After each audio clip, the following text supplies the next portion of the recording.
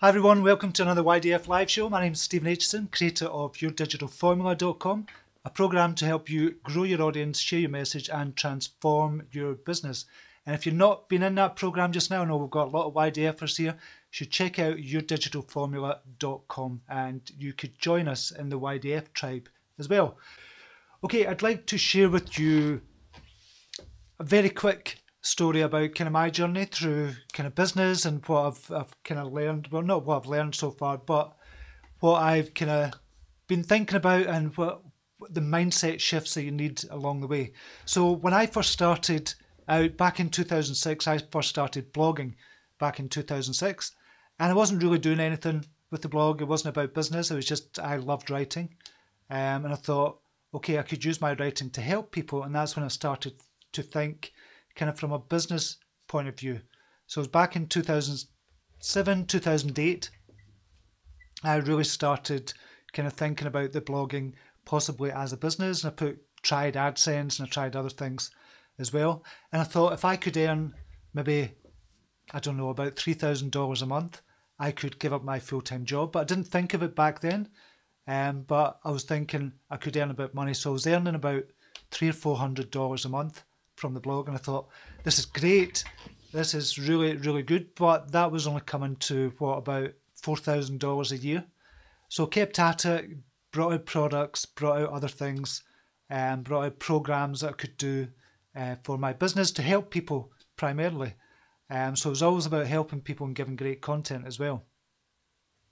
And then when I got to the stage of I was earning about $20,000 a year from the programs, from the blog and everything else, I thought maybe I could turn this into a kind of real business. Maybe I could do business online. And I was kind of stuck at the $20,000 a year range for about 2 years. And I needed to do something to change that mindset, because I thought I'm never going to get past $20,000 a year. There's no way. I couldn't see how I was going to do it. I didn't see why I could do it until I changed my mindset. And I thought, $20,000 a year is not that much. And then I changed it to thinking, okay, I'd love to earn $100,000 a year. So I thought about that, and I thought about ways to make $100,000 a year whilst at the same time helping as many people as possible. So I was trying to help as many people as possible and trying to get to this magical $100,000 a year. Now, in my mind, I'm thinking that I don't see how that's going to happen, but I just went with the flow and said, okay, that's a goal I've set for myself. And the very first year, we got to $100,000 in sales. This is not profit. This is gross kind of sales of everything that had gone on at the time. I think it was back in 2013. That was the first six-figure year I had, which is only 3 years ago.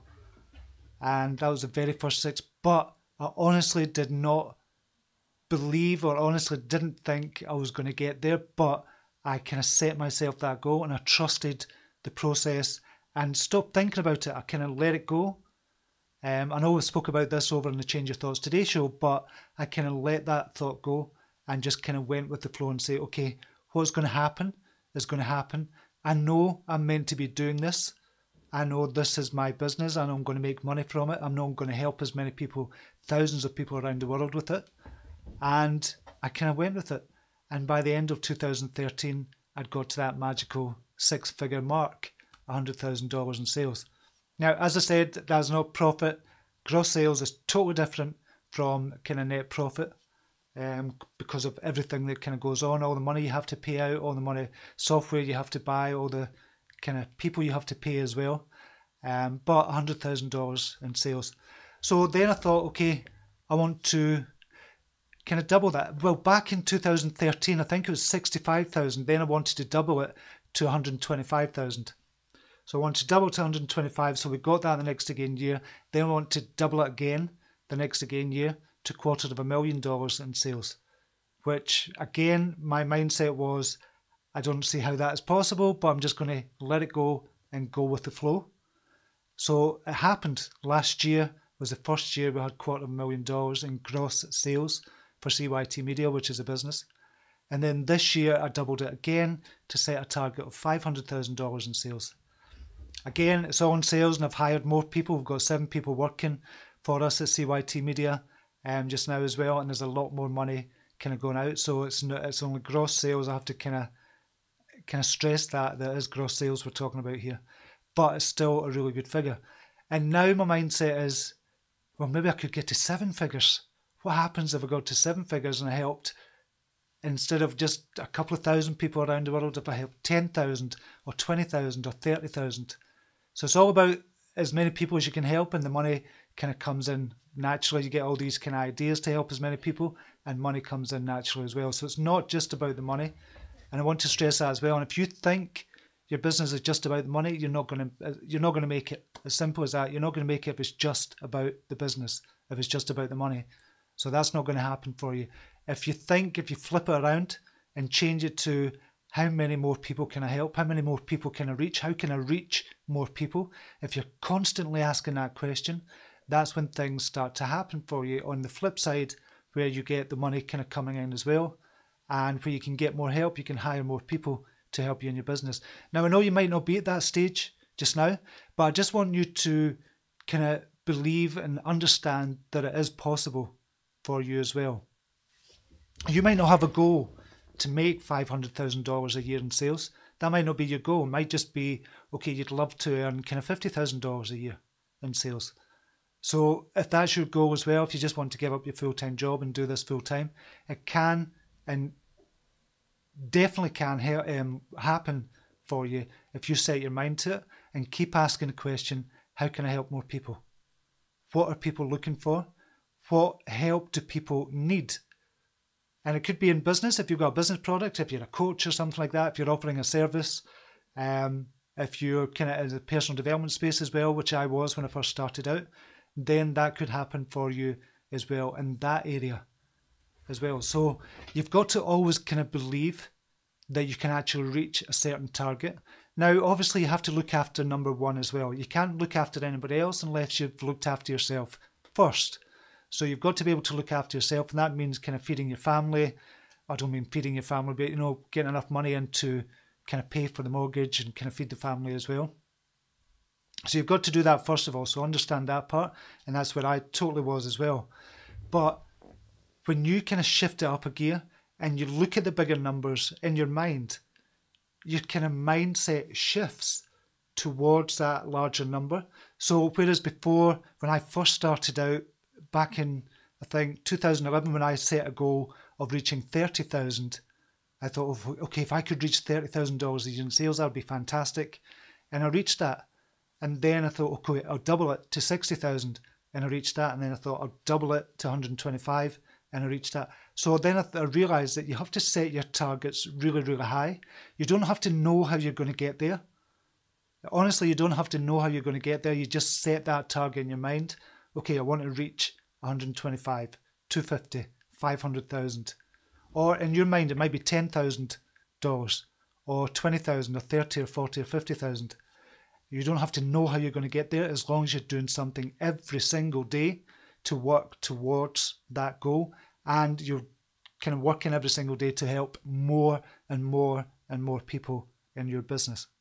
I think that's what it's all about, and that's what being a kind of social entrepreneur is all about as well. We spoke about that in the past as well, about being a social kind of entrepreneur and kind of exactly what that means. So I think it's just a mindset shift.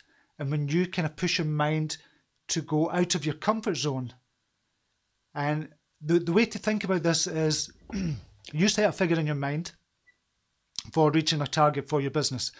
Okay, and if it feels kind of comfortable, okay, say you set $5,000 a year, and if it feels comfortable for you, that's not the right figure. You're not pushing your comfort zone, you're not pushing yourself, and you're not pushing kind of your business forward. If you set yourself a target of $10,000 and that feels slightly uncomfortable, double it to $20,000. And then you want to get to a stage where you think, no, I don't think that can happen. It's possible, but honestly don't believe that can happen. When you get to that stage in your mind, that's the figure to set yourself. And then the next year, you go higher again. So make sure it doesn't feel comfortable. It doesn't feel, okay, I could actually reach that. If it just feels just out with your reach, but you think you could actually do it, then you double it. And that's how you get a figure in your mind. So you want to feel slightly uncomfortable, but not kind of way out in the distance, whereby if you're earning $3,000 a year and you set yourself a goal of earning $1 million a year, then that's just kind of way out. So I hope that makes sense when I'm saying that. So it's all about a mindset shift, and something magical happens when you kind of push your comfort zone and set a target in your mind. Something transpires. I don't know where it comes from, the universe, whatever you want to call it. Something transpires to make things happen for you, because you know you're serious, you've set yourself a goal, and you should be doing that at the beginning of the year as well. Set yourself a goal and map out month by month by month exactly how much you're going to get from each different income stream and how much you're paying out as well, obviously, as well. So you'd go through it from January right through to December, exactly how much you're going to have to earn to get to that. And that'll help you in your mind as well start to reach your kind of business goals. And obviously helping people. And helping people is getting buyers into your program as well. You're helping people. If you've got a great program, and you should always strive to give brilliant information. If you've got a great program, then you should be looking at the number of people you're actually helping in your business as well. So I'm just wondering if we have any questions around that, or if you understand that, just give me a few hearts, tap on the hearts, just let me know, or the kind of likes there. Maria Flynn is saying chasing the money keeps you on a hamster wheel. It does. And I spoke about this before as well, about whereby when you're just asking the question, how can I make more money? How can I make more money? Everything kind of stays the same, because you're kind of going, like Maria says, on that hamster wheel. You're always kind of chasing the money, always chasing the shiny new thing, always chasing. But when you ask yourself and flip it around and say, okay, how can I help more people? How can I reach more people? And that is what changed my business when I started thinking from that point of view. And I mean, it really changed my business when I started asking that question every single day. How can I help more people? How can I help more people? And usually it's to do with the knowledge that you have that you don't think you do have, which might not make sense, but a lot of people want your knowledge. Every single one of us kind of watching this live just now, I know there's not that many, there's only 60 on just now or something, but every single person watching this live has got some knowledge to share that other people would pay for. And I'm not saying you have to charge an exorbitant amount to kind of share that knowledge, but everybody has something that everybody has knowledge that they could sell and package up to kind of help more people in the world. And it's always got to be a win-win situation. So there's no point in charging $1,000, $2,000, $10,000 for kind of an hour's program or 2 hours program or something like that. Nobody's going to buy it. It's not a win-win situation. So if you're giving brilliant knowledge and people can take action on it, and they can take action on the knowledge that you're giving them, and it really helps them in their life, and you charge a good kind of amount for that, say $97, $197 or whatever, and you're charging something like that, but that person has actually managed to change an aspect of their life, that value is way more than $197, but you've given great value, so there's a win-win situation there. Obviously, you can go higher as you add more to the program, and more people start speaking about your program as well. You can definitely go higher that way as well. So it's always about the win-win situation. Right, I'm going to see if we've got any questions just now. I've got a couple of comments. Comment from Shelley Sweeney. Welcome, Shelley. Great topic. Need to hear more. Excellent. Well, I hope that's helped you. Just talking about that. Shelley, this is kind of all about kind of the value you're given and the knowledge of the value that you're giving out to people as well. So think about it that way. Even say, for example, you're in Tokyo just now, Shelley, and this is just off the top of my head. You're in Tokyo just now.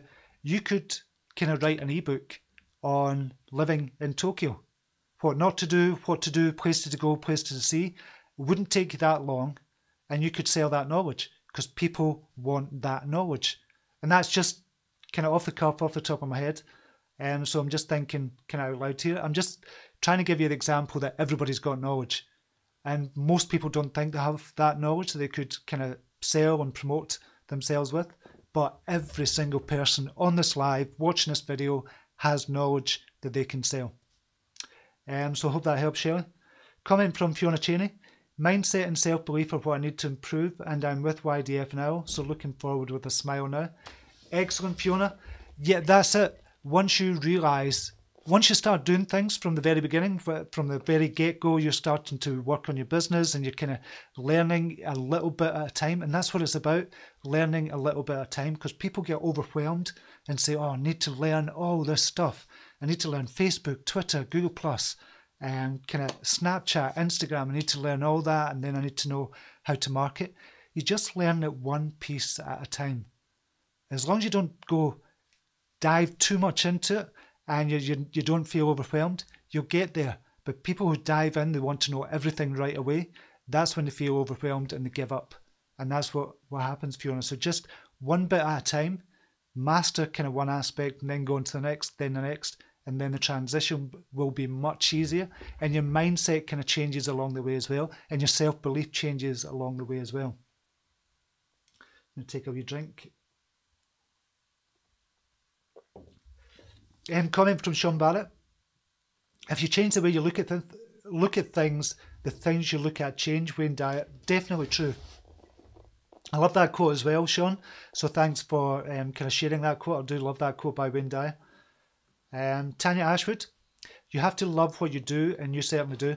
Yeah, I think that is key as well. That's one of the keys as well. Obviously, I would have a list of things for business, but if you love what you do and that comes across, imagine you kind of doing a business that you totally and utterly adore and love, and it's kind of helping you by bringing in money for you as well, but it's not mainly about the money, it's about helping people. If you love that, that comes across in everything you write, everything you kind of put on Facebook, everything, any Facebook Live you do, every video that you do, it really shows kind of on camera and your writing and everywhere else. So you have to love what you do. You can go into a business, not really love it, and still make money from it, but it's not going to sustain. It's not going to be sustainable for the future. It might last a good couple of years, but then you have to find something that you truly love to do. So yeah, I definitely agree with that, Tanya. Question from Tiffany Reid. Stephen, what's the best way to attract your tribe for your business online? I would say you first start with your Facebook page. And I say Facebook page because there's a number of reasons. Facebook are going to be here in the next 10 years. So you see kind of what's happening to Periscope just now, and you see what's happening to Twitter just now. They're kind of fallen by the wayside because they've not really kept up with the times and what people are asking for, what people need, what people want. Although Twitter is coming out, well, there's rumours of it coming out with a kind of a live kind of show where you can go on Twitter live, which would be good. I think that would bring them back into the fore again, but not enough. I think it's a bit too late. But I would focus on Facebook mainly because it's going to be here still in 10 years' time because of every single thing they're getting into.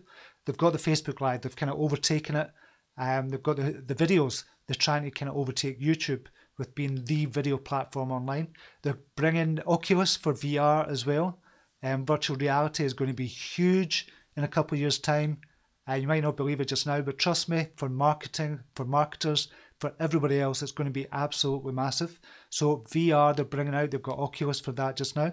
They're trying to get 53% of the world's population is still not online just now, but Facebook are helping them with their internet.org initiative.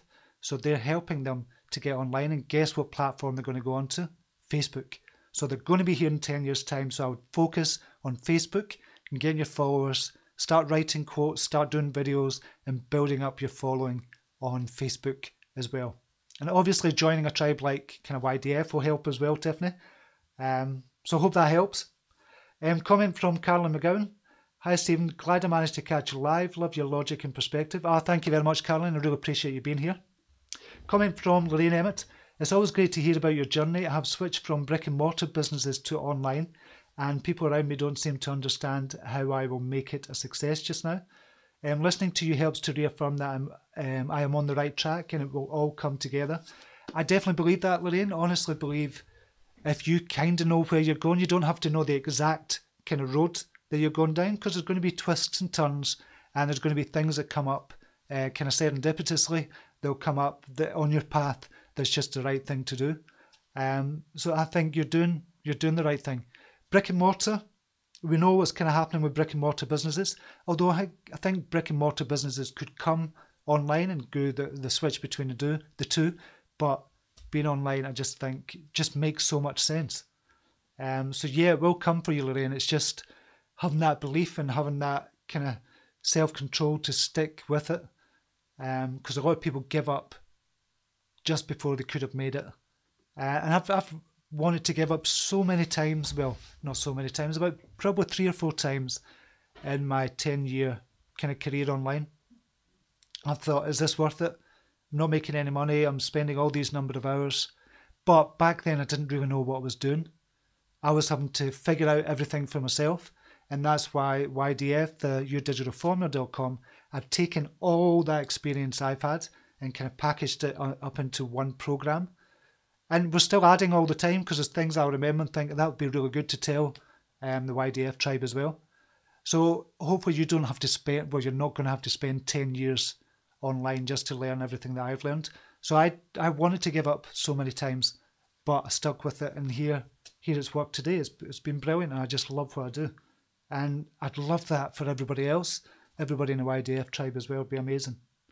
Kathy Baker, your story is so inspiring, Stephen. I'm in awe. Oh, thank you very much, Kathy. I really appreciate that. There's a lot more to the story. I think I told it down in YDF London about the lessons I'd learned along, kind of the stories that I'd learned along the way as well. But thank you very much for your comment, Kathy. I really appreciate it. Anne Shell, I would like to be a life coach more locally in person, not sure where to start. Well, what you can do, obviously, if you're a life coach just now, you can, if you want to do it locally, you're saying, there's a couple of ways you can do it. If you're talking about online, obviously Facebook is definitely the place to start. That's the place to start. But here's what I would do, and something Maria Flynn was talking about this yesterday. Jessica Nevins has started something. She's a life coach, transformational life coach. And Carl Contini as well. He started something back 3-4 weeks ago. And what they've both done, which I think is a fabulously brilliant idea, is they're going to give away 100 free coaching calls, 100 free half-hour coaching calls to the first 100 people, obviously, that kind of sign up for the coaching calls. And obviously from that 100 people, they're going to get clients that match up with their energy, clients that kind of really they think they could work with, and they can make money that way. And I would suggest that if you're going to be a life coach or you are a life coach, I would suggest doing something like that. And I think every life coach does that anyway. They always have, it's not a free coaching call as such. What it is a kind of taster session just to see if you are going to work well together. And that's really what the half hour is about, and kind of what your issues are and if the life coach can help you. So I'll definitely do something like that and do it on Facebook. If you're not on Facebook or you're not doing it online or anything like that, then just kind of put adverts up in the local kind of news agents in the local kind of supermarket or the local newspaper. No, I wouldn't go down that route. I wouldn't spend money there.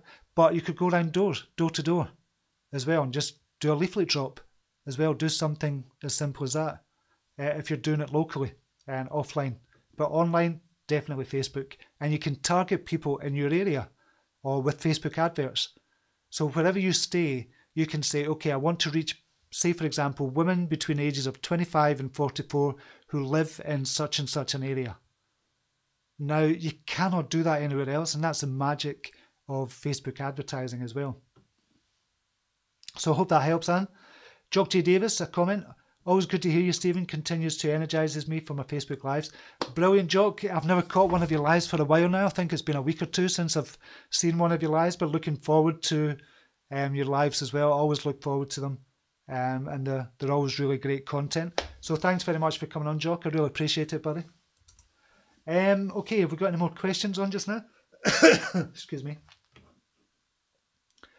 Tanya Ashwood, I always wondered if I was supposed to help people just because people would always tell me their problems, even if it wasn't necessarily an appropriate time. That could be a serendipitous sign. It could be one of those signs that you just say, okay, I kind of know where I need to go now.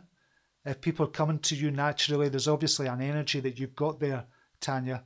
So some kind of energy that people are drawn to you to tell you their kind of problems and stuff. So that could be a sign. So, and that's the thing as well. I think a lot of business owners are seen to be kind of pragmatic and logical thinking, but I love to kind of marry the kind of two together with personal development. Business is about 70% personal development. It's about mindset. So kind of 30% is all about the numbers and the marketing and everything else. 70% of it is about your personal development.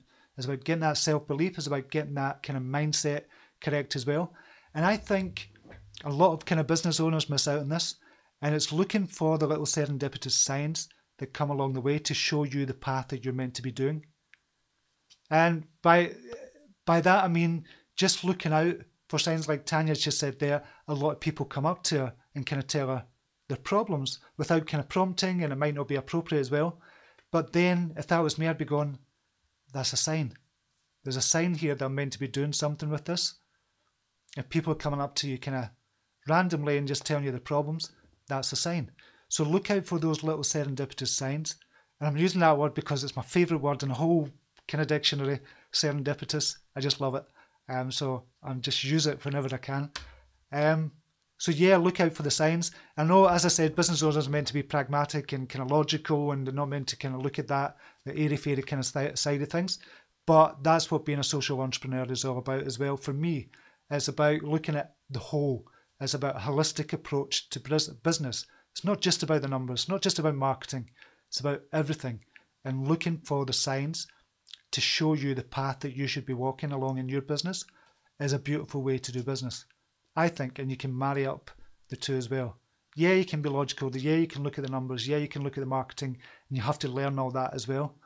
But the other side of it is just a kind of beautiful side where the kind of universe kind of takes over and it just throws people on your path that you're meant to meet. There's a ton of people I've been meant to meet, and I've always act on the signs. I kind of wait back a bit, kind of hold, watch, and look for the signs. Like when I was first, I'll tell this story as well. Have I got time? I don't know how long I've been on. I'm going to tell it anyway. Okay, so when I was first starting to think about expanding the business, so I kind of hired somebody to make images for me. I thought, that's great, that's going to save me a lot of time, because I was doing everything, and I mean every single thing myself up until about last year. I'd done the websites, I'd done the images, I'd done the scheduling, I'd done just every single thing to do with the business I'd kind of done myself. And so I thought, I need to hire somebody. So I hired Anurag Singh, who does the images for me, and he's brilliant at doing that. And then the next person I hired after that was Eva Arsano, and she was doing the scheduling, because I've got a number of pages online. So I've not just got the one page, I've not got this page, I've got change of thoughts, I've got law of attraction, guided mind, I've got loads of pages. So Eva was doing all the scheduling, and she was the next person I hired, and she's been brilliant as well. And it's kind of changed her life as well, which was a beautiful thing to do as well. And then I was looking for a kind of manager, an overall manager, to help me manage things day to day, and just to be talk to somebody to bounce ideas off. And then kind of Maria Flynn joined the YDF tribe. She joined YourDigitalFormula.com, and what she was doing, and it's not because she was doing this, it's the way she was doing it. What she was doing is kind of helping people out without people asking. People would ask questions in the group, and she would help them out and say, listen, we'll jump on a quick Skype call. And people were doing that, and people were talking about Maria Flynn, how good she was at kind of helping out in that. So I watched kind of Maria for 3 or 4 weeks, not in a stalkerish kind of way, just kind of from okay, she's doing well, and let's see how she does. And then I asked her to join the team, and she's kind of slowly made her way up into becoming the operations manager now. And myself and Maria speak every day about business, but she came at a serendipitous time as well, because I was looking for somebody, and I thought, I don't know how I'm going to do this. How do I go about it? I don't want to advertise. I want to get the right person. Maria came along, and she's been amazing for Your Digital Formula and for my business in general. So that's an example of kind of looking out for signs. So I just think you can marry the two together to become a beautiful type of business. Just see if we have any more questions here. I'll just keep going. I'm kind of in a talkative mood today. I always am anyway. Keith Wells, question. My page is still dropping. Net likes are in the negative, despite getting some really encouraging comments, strangely mostly privately, and posts seemingly getting greater reach of late and higher likes. To be honest, whilst I don't like the situation, I'm not too phased about it. yet it is intriguing and varying the content. Any comments? By the way, great as always, Steve. Thank you very much. Keith does great lives as well. You need to go over his page at Great Lives Are Made. Yeah, Keith, that's kind of it's frustrating what's happening just now, and I don't know if Facebook are doing another round of kind of, because according to, I can't remember where I've seen the statistic, but according to some kind of website, one of the big websites, there's about 34 million fake Facebook kind of pages out there. 34 million Facebook, fake Facebook pages. So I don't know if they're kind of getting rid of a lot of those again. I know they've done it last year. There was a big kind of scourge to get rid of all those kind of fake pages and the fake profiles and stuff like that as well. And that's the only reason I can see it going into negative. And that's the only time I've seen it going into negative, when they've done that back last year. So you could get 2,000 likes in a day, but maybe 3,000 people, you were losing 3,000 people, so you've got a net kind of negative of minus 1,000. And that's the only time I've ever seen that happening, when they were kind of purging all the Facebook kind of fake profiles. So I don't know if that's happening again, Keith, but there's something going on. I just don't know what it is. I can't figure out kind of what's going on. The reach has gone down just now, but then it's kind of coming back up. It's that wave again, but it seems to be more extreme. So I don't know quite what's going on. It's just a matter of kind of sticking with it, doing the videos. Videos are definitely going to help you, especially your story videos. Story videos are doing fantastically well just now, whereby you're telling a story kind of within a video. That's what you're really doing, not on live on camera, but just through pictures and kind of text as well. They do amazingly well from 2 to 4 minutes or 1 to 4 minutes. They're still continuing to do well. So I'll kind of focus on that as well. You're doing your lives, which is great, and you're getting a following, which is great as well, Keith, because I've seen you kind of people coming on as well. So that's good as well. So you're building up a dedicated following there as well, Keith. Other than that, I don't know, is the honest answer. I don't know what else we can do about that, apart from sticking with the Facebook stack and doing the videos and stuff like that as well. I'll come back. I've no doubt it'll come back, because Facebook needs us. Facebook needs the content creators of Facebook, and we are the content creators on Facebook. So they do need us as well. So we'll come back. So I hope that helps, Keith, a wee bit. Question from Shelley Sweeney. Can you make a better system like Facebook? I just get scared of ebooks. Can you make a better system like Facebook? I just get scared of ebooks. Shelley, I don't quite understand what you mean by that. Can you make a better system like Facebook? I just get scared of ebooks. Nah, sorry, I don't understand that. If you could kind of clarify what you mean by that, Shelley. Follow up from Keith Wells. Thanks for the answer, Steve. I don't know where else one can get so much great advice, so consistently and so one-to-one. It's a no-brainer to belong to YDF.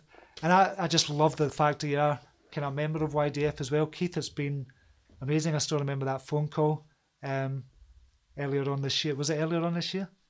It was back last year. It was a while ago now. And I still kind of laugh about that as well. It's quite a cool story as well. So I just think you're amazing, Keith, as well, on your page, Great Lives Are Made. And it will come. It will come. And I keep on saying that, and then it comes up and then kind of drops off, but you just keep going. Think about your product.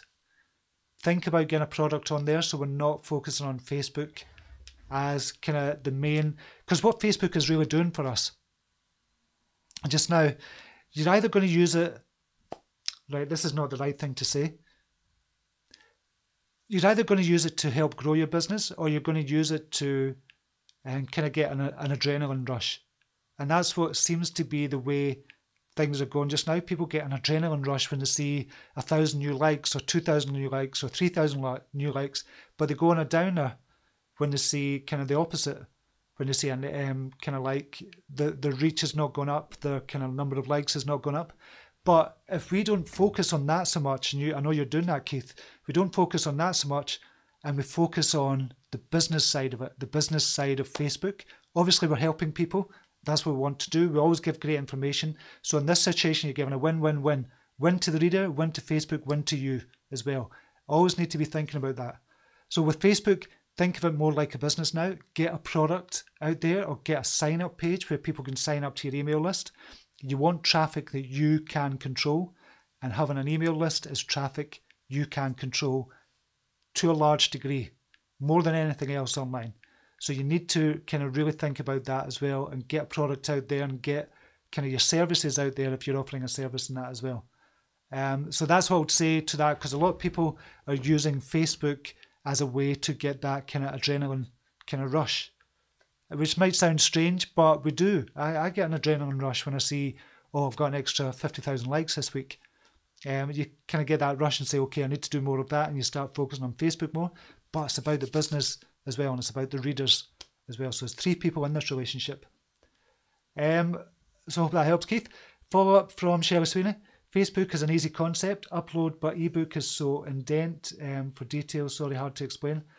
I think you've got this fear. You've mentioned this a couple of times, Shelley. You've got this fear of kind of ebooks. And I don't know. An ebook is one of the simplest products you can actually make. It's just a Word document turned into a PDF file.